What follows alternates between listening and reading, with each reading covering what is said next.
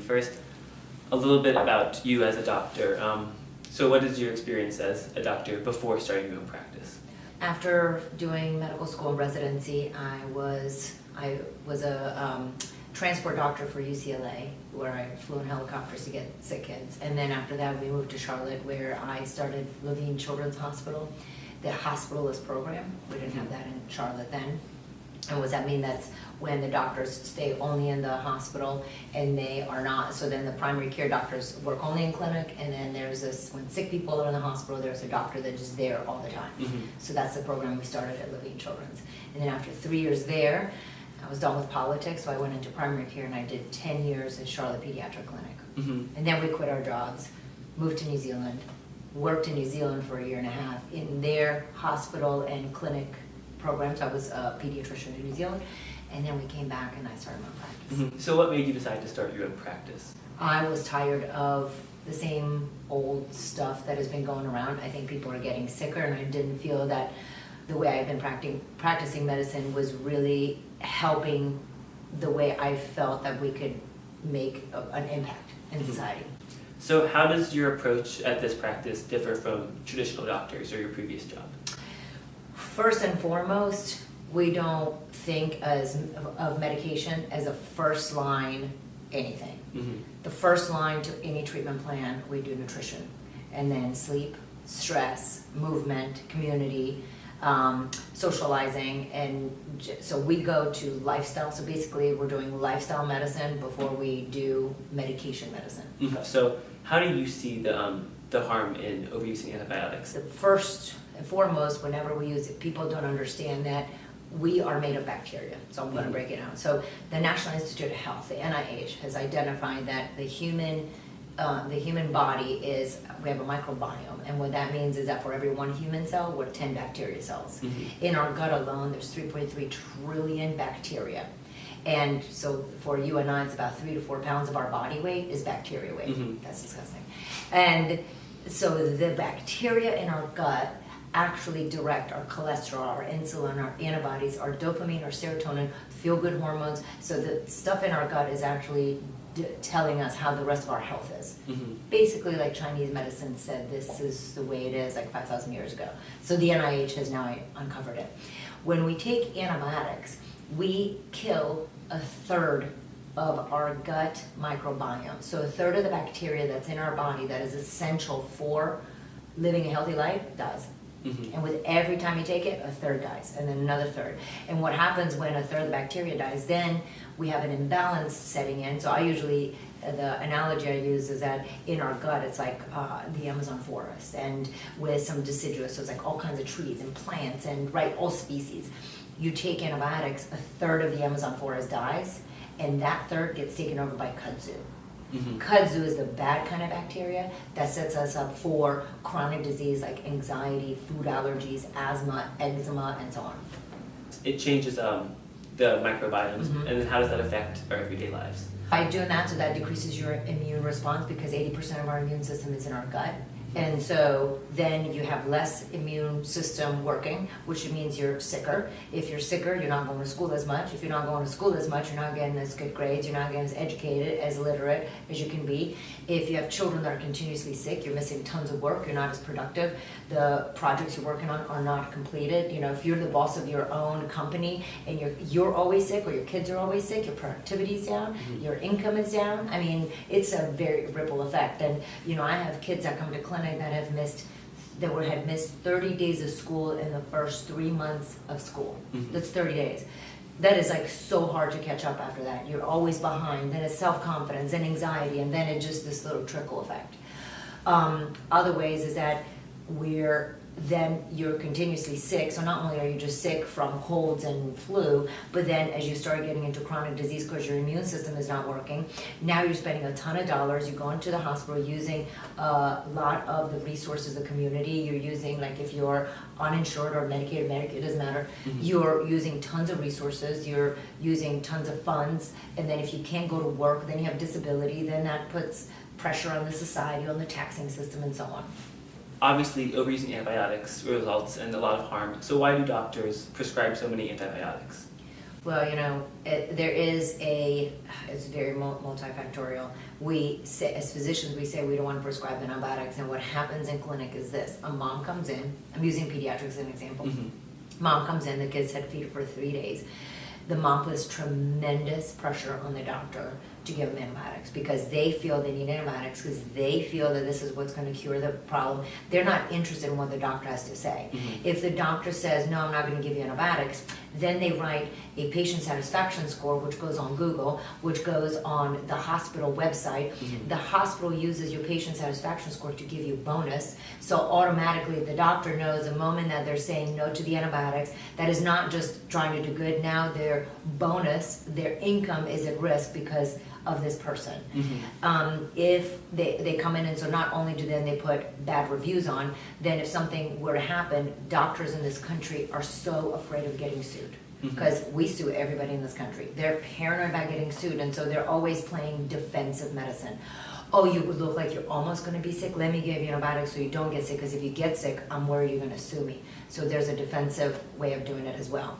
Some systems in this town have now also put in telemedicine for things like strep throat, urinary tract infection, bronchitis, sinus infection. Those are all things you need to see people in clinic. If you're diagnosing that via video, you're overprescribing antibiotics. So the physicians are getting set up for failure by the medical systems that are in this town. I can only speak for what's in this town. Then the doctors have 5 to 10 minutes to spend with a patient. And so it is much easier to write for antibiotics than to go into well, you shouldn't get antibiotics because here's a societal implication, here's the watchful wait, these are the 10 things that you can do in order to prevent antibiotic use. That takes a lot of time. And so time is a huge cruncher and a pusher of overprescribing of antibiotics. And when I was doing my research last year, I found one statistic was, I think it was about 80% of doctors felt pressure from parents to prescribe an antibiotic, even if they don't say anything, just because they know that parents in general expect that. Right, the expectation, right? When the parent comes in and they're frustrated, they've sat in the waiting room for an hour, now they only have 5-10 minutes with you, the kid's really sick, and they're there, and there's this impression that all they want antibiotics. And I've made the mistake of assumpting it, but I wouldn't give it, and then I would begin my talk despite the fact that I only had 10 minutes, and I was amazed over and over again how wrong I was. They were like, we're so glad you said no antibiotics. But it gave me the impression, that's an excellent point, always gave me that impression that because they waited, because their kids, they just wanted to know, do you have pneumonia? Do they really need antibiotics? No, they don't need antibiotics, they're fine. But I had that feeling as well. And it takes courage. It takes courage to go against your assumption. Because if you only have 5 to 10 minutes, I'm sure as a doctor, you have so many patients, you want to make it as easy as possible and not have to argue with any parents. Yes. Yeah. And you think you're going to argue, Yeah. when in fact, but you're taking that risk. You're like, "Man, if I say this, they're going to argue. Now it's 10, 15 minutes extra. Now I'm behind. Now the next people are going to be mad. I'm already an hour behind." I mean, it is a psychological warfare in the doctor's head. But parents are more receptive to ideas of different treatments than you expected. Yes. With your practice, how do you avoid prescribing antibiotics? Do you have more time with each patient? Do you have more resources? How do you approach that? That's such a great question. Yeah, I have an hour. I have an hour with each one of my patients. That doesn't even come close to anything. So we can sit down, we can dig into why they're having this situation, how we're going to prevent it, what can we do about it. In an hour I can sit down and we have all these holistic approaches, which is simple things like the nutrition, the sleep, the decongestion, the essential oils, the supplements like vitamin D or omega-3s, like how to rinse a nose. I can actually sit and spend the time and show a mom how to suction a baby's nose, because especially moms of firstborns, that's the first child, they are terrified of suctioning the kid's nose. But in an hour, I can sit down, we can do a full demonstration. They leave here empowered, educated, and they have a plan in their email. So next time the child gets sick, they're like, they don't even call me. They're like, got this, got it, because we had the time for an hour to put forth a plan. I also have resources. I have a health coach, so that can help them through if there's other problems. The other thing, I work with a lot of integrative practitioners in town, so craniosacral therapy. My daughter Allie had a terrible sinus infection, and I was like, we are not getting antibiotics. It was really upsetting me. She was getting sicker and sicker, and I took her to a craniosacral therapist, and within 3 sessions, her whole head was clear, congestion gone, never used an antibiotic, which is amazing. I have chiropractors in town that can help us. So there's many other modalities that we can do. There's infrared sauna, there's lymphatic massage. If you ask, we have it. Yeah. I know you can speak for antibiotics in the medicine field. There's also overusing antibiotics in agriculture. Do you see that effect in people? It's huge. 80% of antibiotic exposure in humans is from animals, actually. And that's coming from the way they raise cattle, for example. The cattle are squished together in a pen. It's looks like a square, and they're all like lined up next to each other. They're not on a grassy field. They eat corn, which they're not supposed to be eating corn anyway.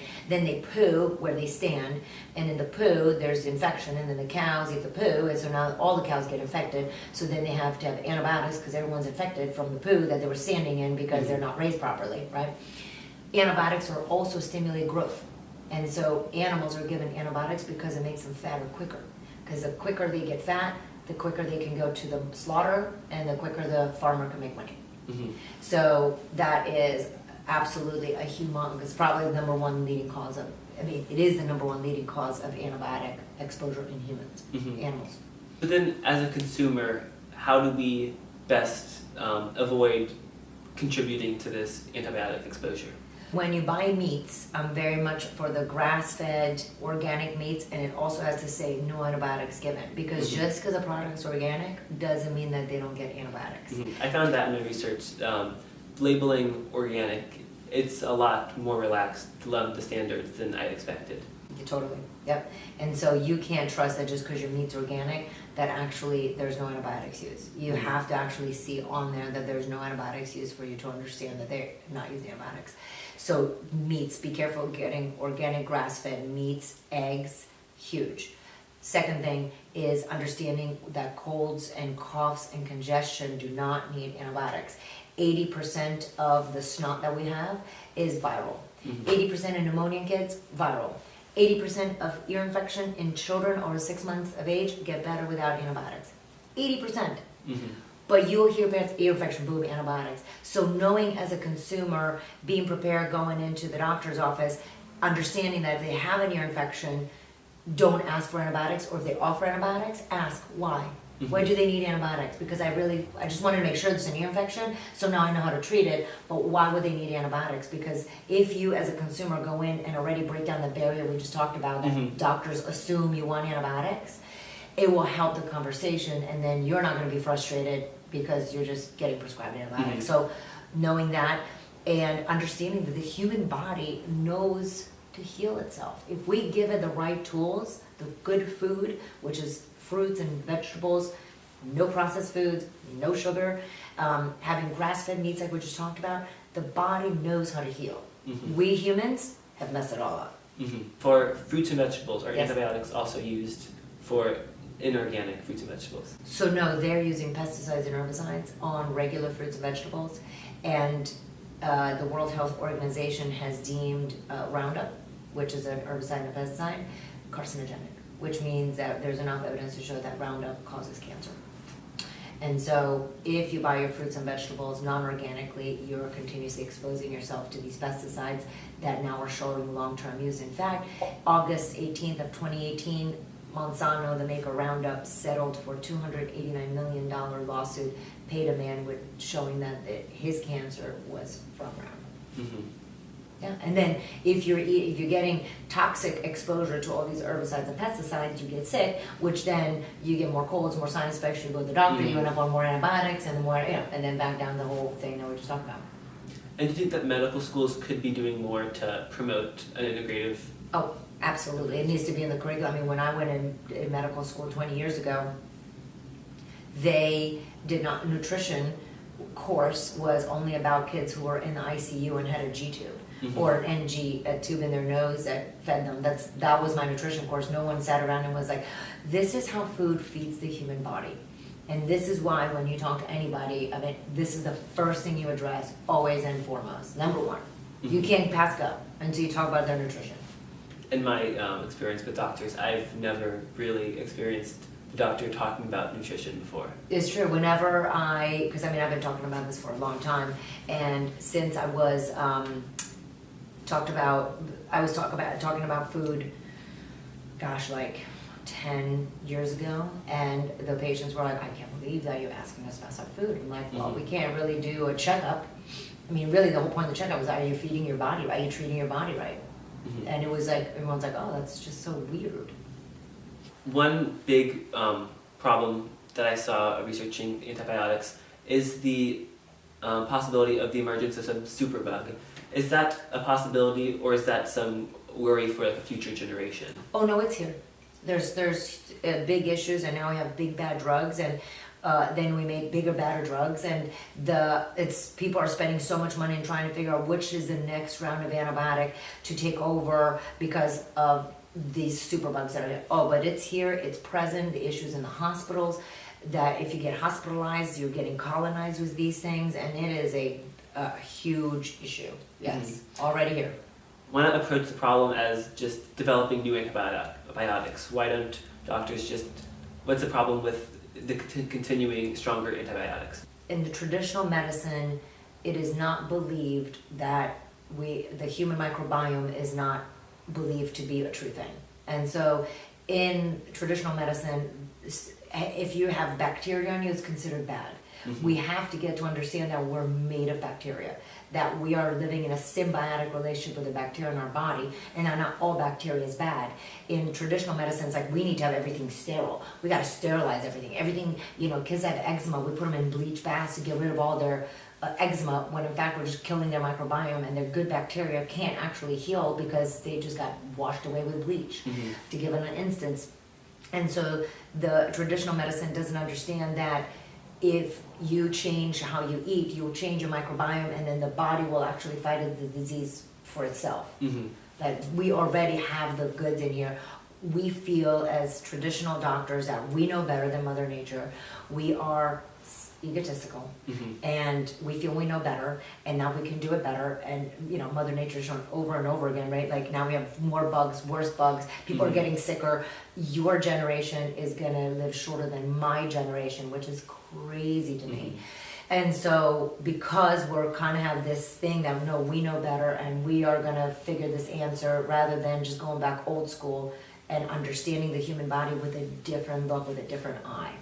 And that's where integrative and functional medicine are coming in. That's why they're picking up a lot of speed, and a lot of people are a lot of interest, because they're like, the current system is not working, right? People are getting sicker, people are dying younger, we have bigger bugs, we have more antibiotics, and people are tired of it. They're like, how can we do this differently? So everybody is now not everybody, but a lot of people are turning towards different medicine that just speaks old school to your body, to the nutrition, to your sleep, to your common sense. When our patients come in here, they're like, well, that just made a lot of sense. At what point do you think doctors started just turning to antibiotics? I think when we developed penicillin, and it saved so many people's lives, because at that point in time in our past, people were dying from bacterial infections. The number one cause of death in that era was bacterial infections. And so we came up with antibiotics, and it seemed like to be the cure-all, and it was like, oh, we must, like, wow, we made such a huge difference. People are living longer and better lives. Excellent. Now we've gotten into like, it looks like you might have an infection, so we can't go that. We don't live in the Middle Ages anymore. We live in a very well-to-do society with a lot of resources, like we pointed out earlier, but people are still stuck in like, it's those, it's diphtheria that used to kill people, and it's smallpox was virus, but all those kind of things. But when all that came about is when the penicillin is when we were like, oh, we have the answer to it, and we just took it and ran away with it. So I guess overusing antibiotics just leads to a cycle, because you weaken your immune system, get sick more often, go to the doctor, get more antibiotics, and just keep repeating. Yep, and you keep repeating, and you keep damaging your body, and so then a damaged body gets sicker, and then you keep on, and then you add antibiotics. Now you add chronic medication for your thyroid, for your diabetes, for your cholesterol, for your blood pressure, and the cycle just keeps going on. And no one relates. They're like, oh, I have cholesterol just because my family has cholesterol. Totally not true. Totally not true. Genetics are important, but there's epigenetics. So what you do, so if I have the cholesterol gene, I have the power to change that gene. Mhm. The way I treat my body will change the gene, so I will give my kids a different gene because I've changed it. And the fact that we have the power to change our genetics is mind-blowing. Mhm. And people are like, no, I have diabetes because people in my family have diabetes. No. You have diabetes because, yes, people in your family, but they're eating a certain way, and if you change your lifestyle, you'll get, so we can reverse diabetes, no problem. Mhm. Like type 2 diabetes, not a problem, we reverse it all the time. So if that was the case, that genes are the thing, well, how would you be able to reverse it, Mhm. right? Cholesterol, reversed, blood pressure issue, reversed. But in traditional medicine, like, no, you take blood pressure medicines for the rest of your life. No, you take cholesterol medicine for the rest of life. So hopefully this integrative approach will help break the cycle and Yeah. inspire people to treat their bodies better. Yeah, it's hard. People do not understand that the reason for your disease is because of what you've done. It's everyone else's fault. It's like, oh, my doctor gave me antibiotics. Oh, my doctor didn't tell me about my food. Mhm. Really? Do you really need your doctor to tell you not to eat, like, orange crackers with peanut butter? Mhm. Do we really need, because, every time you go like, well, are these really that good? I'm not sure. Mhm. Maybe. And some people truly don't know. I have a lot of people that actually have no idea. They're like, but I thought it's a lot of protein. I was like, see, the orange, that doesn't exist in nature. So where have you seen an orange grain, corn, like wheat is not orange. Like how would that be orange? So there's also there's a lot of people that don't know. They don't know that juice, you shouldn't have anything because the FDA on the MyGov food plate has juice as one of your fruit or vegetable servings. Mhm. So people are like, oh, I drink a glass of juice, therefore I have vegetables, Mhm. right? And then, so our government has skewed, the food pyramid is, from the government, is like, the pyramid's again, on the bottom, there's like 9 to 12 servings of grains. Mhm. Really? No, the grains. So we're still there. Mhm. Like so people are still reading material from like, that's ancient. And then our government's corrupted, I mean, if we're going to know that. In 1972, the sugar industry paid Harvard scientists to say that in their studies, fat was a problem. Mhm. That was 1972. Rather than The sugar. sugar cover up, yeah. So people don't even know. So even if you're trying to be educated, like, who do you believe?